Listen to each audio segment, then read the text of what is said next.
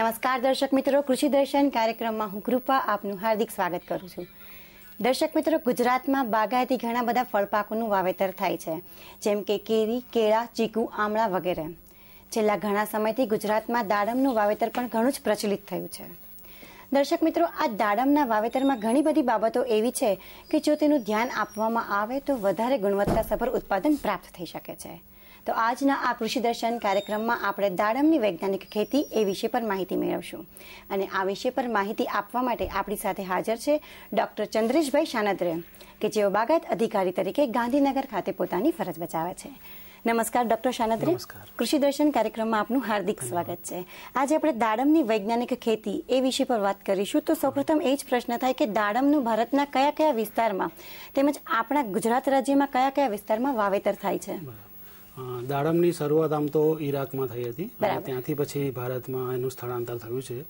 ભારતમાં મુખ્યત્વે મહારાષ્ટ્ર, તમિલનાડુ, આંધ્રપ્રદેશ, કર્ણાટક, રાજસ્થાન અને ગુજરાત આ 5-6 રાજ્યોમાં વધારે ઉત્પાદન થાય છે.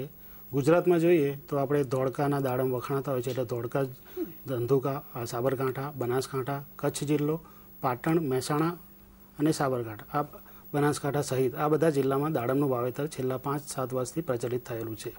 બરાબર છે. આપણે જણાવ્યું કે છેલ્લા 5-7 વર્ષથી દાડમનું વાવેતર છે પ્રચલિત થયું છે.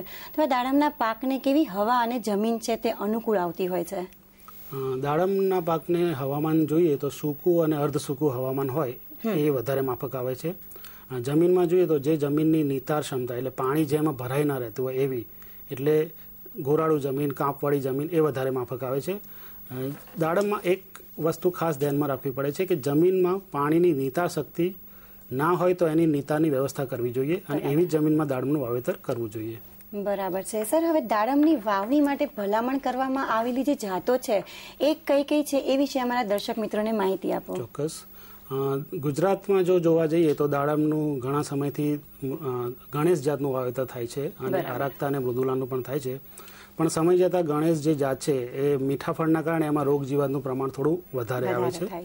તો છેલ્લા ઘણા સમયથી આરક્તામાંથી સિલેક્શન કરેલી એક જાત છે ભગવા, કે જેને ઘણા સિંદૂરી પણ કહે છે. એનું વાવેતર ગુજરાતમાં અને મહારાષ્ટ્રમાં પ્રચલિત છે. ગુજરાતમાં હાલ વધારેમાં વધારે વિસ્તાર કચ્છ, બનાસકાંઠા, સાબરકાંઠામાં આ ભગવા જાતનો છે. એ ઉપરાંત મસ્કત રેડ છે, જોધપુર રેડ છે, આ વેરાયટી પણ વાવેતરમાં છે. પણ ગુજરાતમાં હાલ ભગવા જાત પ્રચલિત છે. બરાબર. દાડમની જાતો વિશે તો આપણે જણાવ્યું. હવે દાડમનું સંવર્ધન છે તે કઈ રીતે કરવામાં આવે છે? દાડમનું સંવર્ધન 3 રીતે થાય છે. એક તો બીજથી થઈ શકે, એટલે બીજની ખેડૂત વાવેતર કરે અને એમાંથી થઈ શકે છે. બીજું છે એનું કલમ દ્વારા. કલમમાં 3 કલમ થાય છે: કટકા કલમ, ઘૂંટી કલમ અને નૂતલ કલમ. સારા માતૃ છોડ પસંદ કરી અને ખેડૂત જાતે જ ઘૂંટી કલમ તૈયાર કરી શકે છે, અથવા તો સરકારની નર્સરી અથવા તો પ્રાઇવેટ સારામાં સારી નર્સરીમાંથી ઘૂંટી કલમ ખરીદી અને ખેડૂત પણ એનું વાવેતર કરી શકે છે. પણ સૌથી સારામાં સારું જો કહેવા જઈએ તો ટિશ્યુ કલ્ચરથી જે રોપ ઉછેર કરેલો હોય તે લાવી અને પછી ખેડૂત જો વાવેતર કરે તો એના કારણે જે માતૃ છોડ છે, જે દાડમનો છોડ રોગમુક્ત હોય, જેનું ઉત્પાદન સારામાં સારું હોય, જેની ફળની ગુણવત્તા સારી હોય, એ છોડમાંથી તૈયાર કરેલા ટિશ્યુ કલ્ચર દ્વારા તૈયાર કરેલા છોડ જો ખેડૂત લાવે અને પોતાના ખેતરમાં વાવે તો એનું ઉત્પાદન સારામાં સારું આવે છે, ગુણવત્તા જળવાઈ રહે છે અને રોગ અને જીવાત ઓછા આવે છે. બરાબર છે. દર્શક મિત્રો, આપ જોઈ રહ્યા છો કૃષિ દર્શન કાર્યક્રમ અને આજે આપણે વાત કરી રહ્યા છીએ દાડમની વૈજ્ઞાનિક ખેતી વિશે. વાત વધારે આગળ કરીશું, પરંતુ સમય છે એક નાનકડા વિરામનો.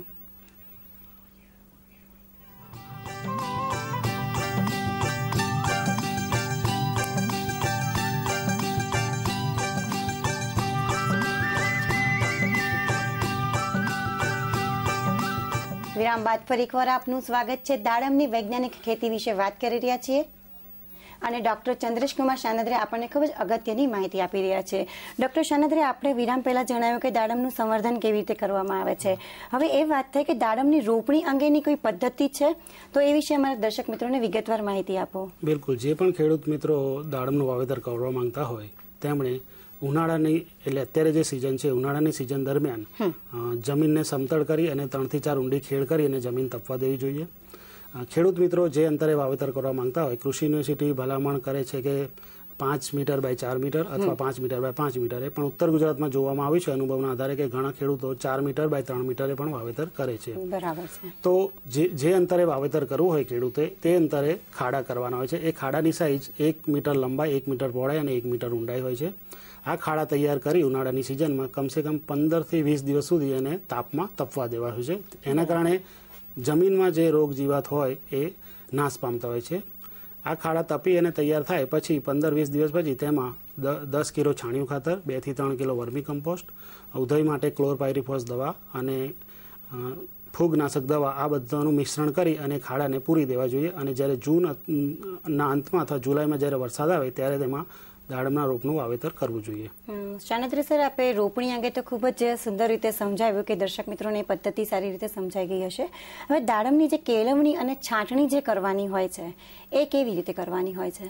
હા, દાડમમાં એ ખૂબ જ અગત્યનું છે કે તેની છટણી તમે નિયમિત કરતા રહો. દાડમની શરૂઆતમાં નીચે જે થડ હોય છે ત્યાંથી પીલા ફૂટતા હોય છે, ડાળીઓ ફૂટતી હોય છે, પણ ખેડૂત મિત્રોએ ધ્યાન રાખવાનું કે નીચેથી 60 સેન્ટીમીટર એટલે કે લગભગ 2 ફૂટ સુધી જે ડાળીઓ ફૂટતી હોય બધી ડાળીઓ શરૂઆતમાં કટ કરી દેવાની. નીચે મૂળમાંથી પણ પીલા ફૂટતા હોય છે. એ પીલા આગળ જતા ફળ પાકવા માટે અવરોધરૂપ થતા હોય છે, ઉત્પાદન થોડું ઓછું કરતા હોય છે, તો એ પીલા પણ કટ કરી દેવા જોઈએ. એમ ઓછામાં ઓછું 2 ફૂટ સુધી એક પણ ડાળી વિસ્તરવા ના દે અને ઉપર ડાળી વિસ્તરવા દેવી જોઈએ. અને તેમ છતાં પણ જો ઉપર કોઈ રોગિષ્ટ અથવા નાજુક એવી ડાળી દેખાય એને પણ સમયે કાપતા રહેવું જોઈએ. બરાબર છે. એટલે કેળવણી અને છાંટણી વિશે વાત થઈ. હવે ખાતર છે કોઈ પણ પાકમાં એ ખૂબ જ અગત્યનું પરિબળ છે.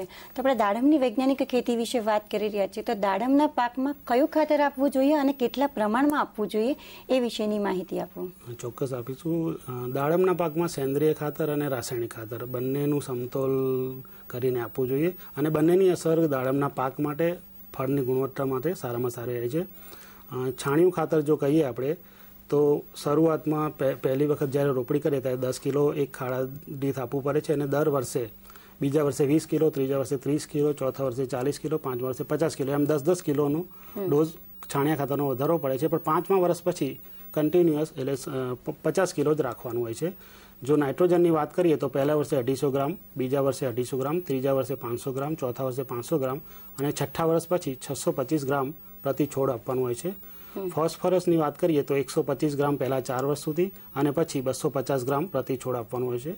પોટાશની જો વાત કરીએ તો પહેલા 3 વર્ષ 125 ગ્રામ અને પછીના વર્ષોમાં 250 ગ્રામ પોટાશ પ્રતિ છોડ આપવાનું હોય છે. આ ઉપરાંત ખેડૂત મિત્રોએ ખેતરમાં દાડમની વાવણી કરતા પહેલા જમીનનું જો પૃથ્થકરણ કરાવે અને જમીનમાં જો કોઈ પણ તત્વની ઉણપ હોય, વધઘટ હોય તો એ પ્રમાણે ખાતરના ડોઝમાં થોડો ફેરફાર કરવો જોઈએ.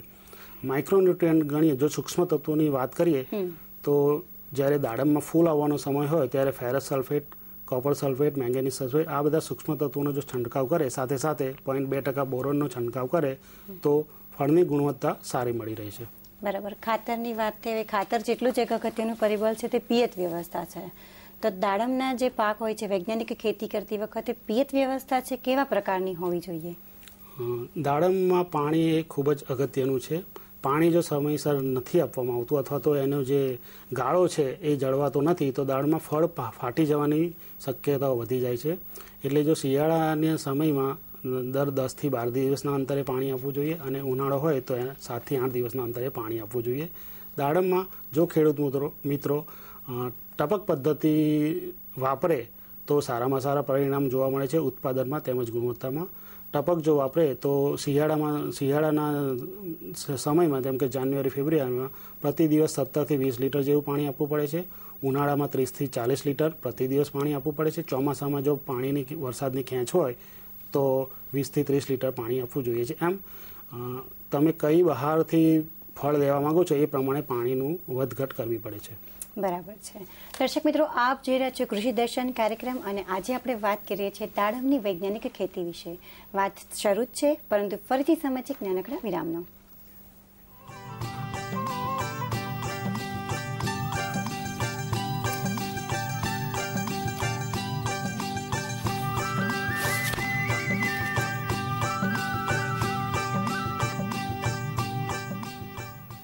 વિરામ બાદ ફરી એકવાર આપનું સ્વાગત છે. દાડમની વૈજ્ઞાનિક ખેતી આ વિષય પર આજે આપણે માહિતી મેળવી રહ્યા છીએ અને ડૉક્ટર શાનંદરે આપણને ખરેખર ખૂબ જ અગત્યની માહિતી આપી રહ્યા છે.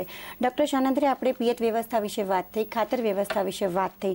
હવે દાડમમાં જે બહારની માવજત આપવી પડતી હોય છે તે શું છે એ વિશે વિગતવાર અમારા દર્શક મિત્રોને માહિતી આપો. દાડમમાં બહારની માવજત એ ખૂબ જ અગત્યનો પ્રશ્ન છે ખેડૂત મિત્રો માટે, કેમ કે દાડમમાં ફૂલ અને ફળ બારે માસ આવી શકતા હોય છે. ગુજરાતમાં જોઈએ તો આપણી 3 બહારમાં ફૂલ આવતા હોય છે.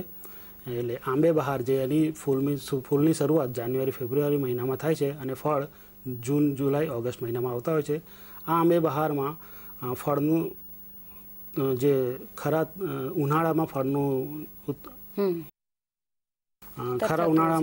ફળ આવતા હોય છે તેના કારણે ફળ ઉપર કાળા ડાઘ પડતા હોય છે ગરમીના કારણે, તથા છેલ્લે જ્યારે ફળ નીકળવાનો સમય થાય ત્યારે જૂન જુલાઈમાં વરસાદ હોય છે તો વરસાદના કારણે ફળ ઉપર ડાઘા પડવાની પણ સંભાવના રહે છે.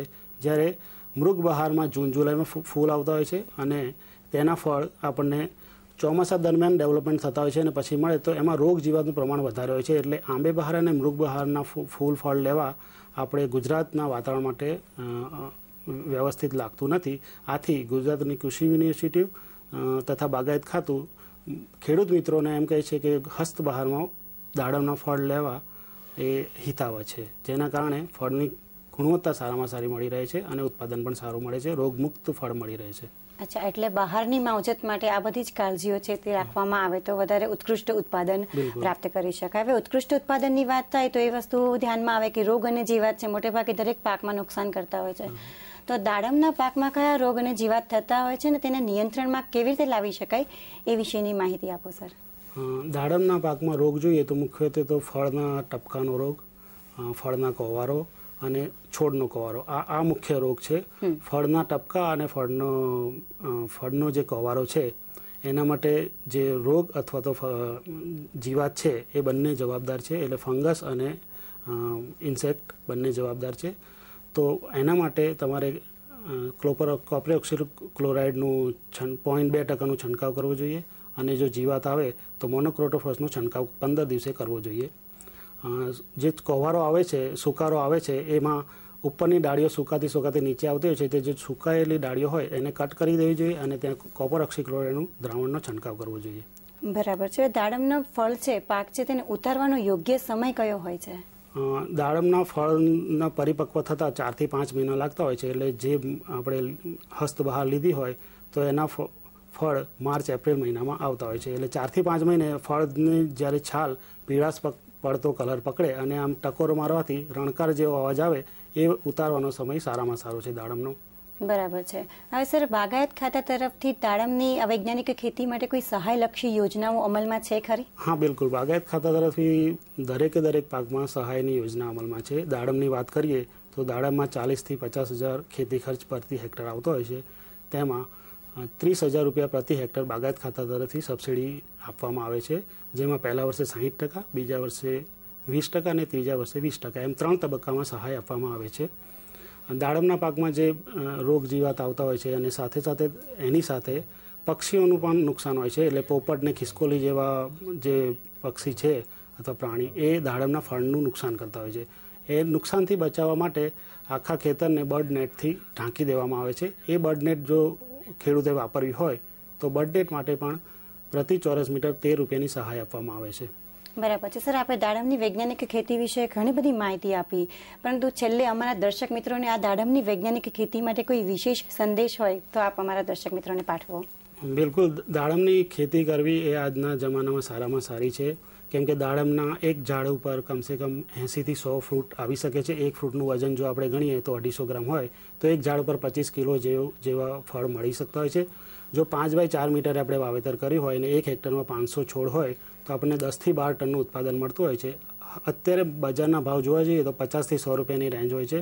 જો 50 રૂપિયા પણ ઓછામાં ઓછા પર કિલો આપણને મળે તો 1 હેક્ટર દીઠ ખેડૂતને 5 થી 8 લાખ રૂપિયા મળી શકતા હોય છે. તેમાં ખેતી ખર્ચ બાદ કરતાં સારામાં સારો નફો ખેડૂતને મળી શકતો હોય છે. આથી જે ખેડૂતને આમાં રસ હોય તેમણે નજીકની બાગાયત કચેરીનો સંપર્ક કરી અને ત્યાંથી વિશેષ માહિતી લઈ અને દાડમનું વાવેતર કરવું જોઈએ.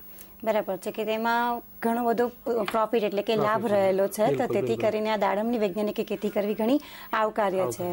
આપ અહીં આવ્યા અને અમારા દર્શક મિત્રોને દાડમની વૈજ્ઞાનિક ખેતી વિશે આટલી અગત્યની માહિતી આપી એ માટે આપનો ખૂબ ખૂબ આભાર. નમસ્કાર. દર્શક મિત્રો, આજે આપણે ડોક્ટર શાનંદરે પાસેથી દાડમની વૈજ્ઞાનિક ખેતી એ વિષય પર ખૂબ જ અગત્યની માહિતી મેળવી. અમને આશા છે આ માહિતી આપને ખૂબ જ ઉપયોગી થઈ રહેશે. આ તમામ માહિતીનો ઉપયોગ કરી આપ પણ દાડમની વૈજ્ઞાનિક ખેતી કરી અને ઉત્કૃષ્ટ ઉત્પાદન મેળવો તેવી શુભેચ્છા સાથે રજા લઈએ છીએ. ફરી મળીશું કૃષિ દર્શનના નવા કાર્યક્રમમાં નવા વિષય સાથે. ત્યાં સુધી નમસ્કાર.